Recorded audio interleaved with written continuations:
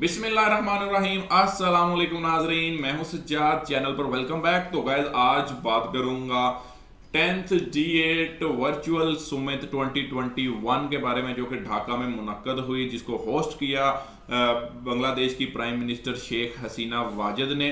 और मैं कॉन्ग्रेचुलेट करूंगा बांग्लादेश को इधर कि बांग्लादेश को जो है वो चेयरमैनशिप मिल गई है D8 सुमित की। तो 2 साल के लिए बांग्लादेश के पास ये चेयरमैनशिप रहेगी। और टर्की के जो प्रेसिडेंट हैं रजब तैयब उर्दगान, तो उन्होंने ये हैंड ओवर किया है शेख हसीना वाजिद के। और शेख हसीना वाजिद का इसके ऊपर बयान था, उन्होंने कहा कि अब ये वो टाइम है कि जब कोविड-19 ने पूरी इकॉनमी के ऊपर, पूरे वर्ल्ड के ऊपर, ग्लोबल पर एक इम्पैक्ट डाला है, बहुत बुरा इम्पैक्ट डाला है। और अब पहले से ज़्यादा ज़रूरी है कि मिलकर काम किया जाए और इकट्ठे जो है तरक्की की जो राह है तमाम D8 के जो कंट्रीज़ हैं उनके लिए हमवार की जाए और एक दूसरे के साथ कदम से कदम मिलाकर चला जाए। तो नाजरीन, बांग्लादेश की प्राइम मिनिस्टर शेख हसीना वाजिद ने ढाका में इस तकरीब को जो है वो होस्ट किया। और बाकी जो दूसरे 7 कंट्रीज थे उन्होंने वीडियो लिंक के जरिए इसमें शमूलियत की, पार्टिसिपेट किया, जिनमें Egypt, Nigeria, Pakistan, Turkey, Malaysia, Indonesia और ईरान जो हैं वो शामिल थे। सबके सब कंट्रीज के जो सरबराहान थे उन्होंने वीडियो लिंक के जरिए इसमें शमूलियत अख्तियार की है। और हम इमरान खान साहब की स्पीच सुनते हैं जो उन्होंने D8 सुमित के हवाले से स्पीच दी है। तो लेट्स वॉच टुडेज वीडियो। बिस्मिल्लाहिर्रहमानिर्रहीम। Honorable Heads of States and Government, D8 Secretary General, Assalamu alaikum. Walaikum assalam. Excellencies, I congratulate Prime Minister Sheikh Hasina on assuming stewardship of D8 and commend President Erdogan for ably steering the organization during the past 4 years. It is a pleasure for me to share my perspective on the summit's focus on building partnerships to harness the power of youth and technology in a transformative world. The theme is extremely significant today. Excellencies, our world today is at a defining moment because of the interconnectedness and the economic, social, and environmental vulnerabilities created by this interconnectedness. The COVID-19 pandemic has caused a death of over 2.9 million people. More than 250 million people have become unemployed, have lost their jobs. Trillions of dollars were lost as a result of global economic contraction. The virus has taken a heavy toll on poor countries and poor in all the countries. Also, inequalities have been accentuated within the countries and between the rich and the poor countries. The developing countries are faced with the dilemma of not only saving people from the deadly virus, but also saving people from hunger. Today, the world boasts the largest number of young people in history, in human history. Even before the pandemic struck, around 1/5 of the global youth was unemployed and did not have the education and the skills to equip them for the 21st century. We owe our youth to turn this around. We have 550 million young population in D8 countries. Our youth has not only the potential to optimize our opportunities, but also overcome our common challenges. They are entrepreneurs, business innovators, technology pioneers, educators, activists, artists, and journalists. We must create new opportunities for this predominant component of our population. Harnessing technology, promoting innovation, investing in youth education, skills, and training is therefore an urgent imperative. We in Pakistan are pursuing these initiatives through programs such as Kamyab Jawan, Hunarmand Pakistan, Youth Entrepreneurship Scheme, and Digital Pakistan. Excellencies, around 100 years ago, our great poet-philosopher Allama Iqbal, he said that the only thing permanent in this world is change.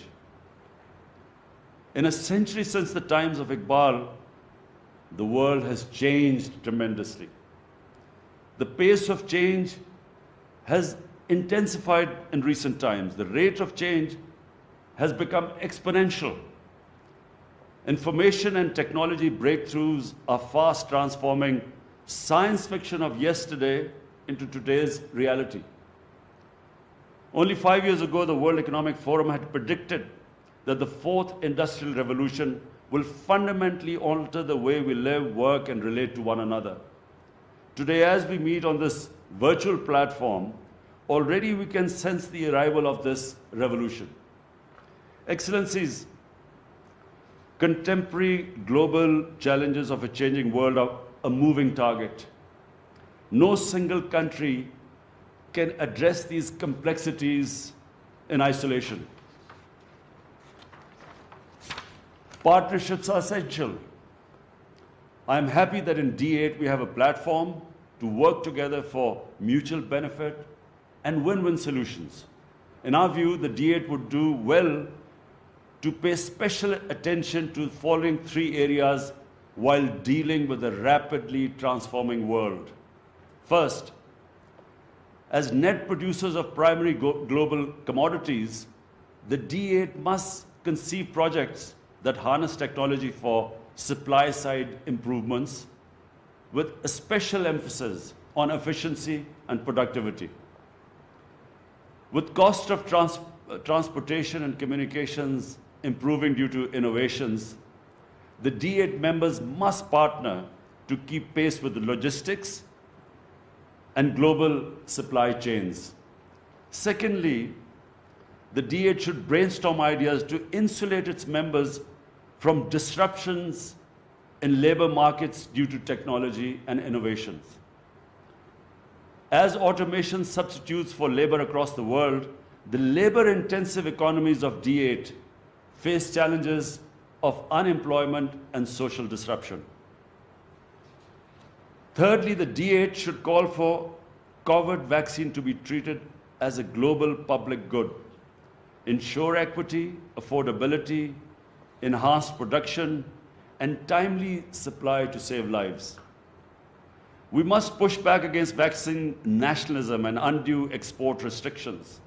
The global vaccine manufacturing companies must either speed up production or share their technology and expertise with developing countries for adequate vaccine supply. Excellencies, 23 years ago, a shared vision motivated our countries to establish D8 to improve member states' position in global economy, diversify and create new opportunities in trade relations, enhance participation in decision-making at international level, and improve living standards. Today, D8 is a grouping of over 1 billion people, a grouping of over 1 billion people with a combined GDP of $4 trillion. We possess two essential prerequisites for growth: resources and enterprising people. As part of our endeavors to realize the vision of D8 in these testing times, I propose the following five-pronged roadmap. One, we must mobilize financing and resources to recover robustly from the economic and health crisis induced by COVID pandemic. To address the unique economic and financial challenges faced by developing countries as a result of the pandemic, I have already suggested a 5-point plan. This includes debt relief, creation and redistribution of special drawing rights, mobilization of climate finance, and especially for the D8 leadership, eliminating illicit financial flows and return of stolen assets to developing countries. It was in this context that I called for a global initiative on debt relief last April. I invite the D8 members to consider this 5 points and join in advocacy for COVID-related relief measures. 2, we must take concrete actions to achieve the target of expanding intra-D8 trade from currently around $100 billion to $500 billion by 2030. It should include measures like simplification of border procedures, enhancing institutional linkages, and operationalizing new initiatives. We welcome ideas like the D8 payment card, which would enable transactions in local currency, what President Erdogan was referring to. 3, the D8 should develop a youth engagement strategy focused on promoting cultural, educational, scientific, and business exchanges. Linkages should be established between educational institutions like scholarships, skill development, trainings, fellowships, joint research, and exchange programs for the youth, particularly in the field of science and technology. 4, technological development is a gateway to economic prosperity, particularly in the post-pandemic period when reliance on technology would be greater than ever before in human history. To remain competitive, we must promote knowledge-based economies, increase expenditure on research and development, and focus on rapid digitalization. Pakistan has recently hosted the inaugural meeting of the D8 Network of Pioneers of Research and Innovation. 5, we should make D8 more relevant to the lives of our citizens by promoting food security, enhancing cooperation in health, holding joint sports events, and helping each other during natural disasters. To achieve these goals, we need a high level of commitment and mobilization of financial resources by both developed and developing economies. Partnerships between governments, international financial institutions, businesses, and civil society are essential to leverage technology, innovation, and skills to enable every young person to have all opportunities to realize their potential. I'm confident that our collective wisdom and commitment will bring a new vigor to D8. I wish you all a blessed Ramzan and I thank you. Okay नाजरीन, तो ये था इमरान खान साहब का मंशूर जो उन्होंने पढ़कर बताया। और अब मैं शेख हसीना वारी जो कि प्राइम मिनिस्टर हैं बांग्लादेश की, उनकी कुछ लाइंस पढ़ता हूं आपके लिए। उन्होंने लिखा है, I am confident that with our support and encouragement the D8 will flourish further in the coming days and we will be able to achieve even more. At this juncture of time, she said, let's transform the D8 into a more dynamic, more visionary, more forward-looking group. Let us take the D8 to newer heights. Let's work for closer economic and social ties. Let's work together to achieve our common vision of achieving peace and prosperity for our peoples.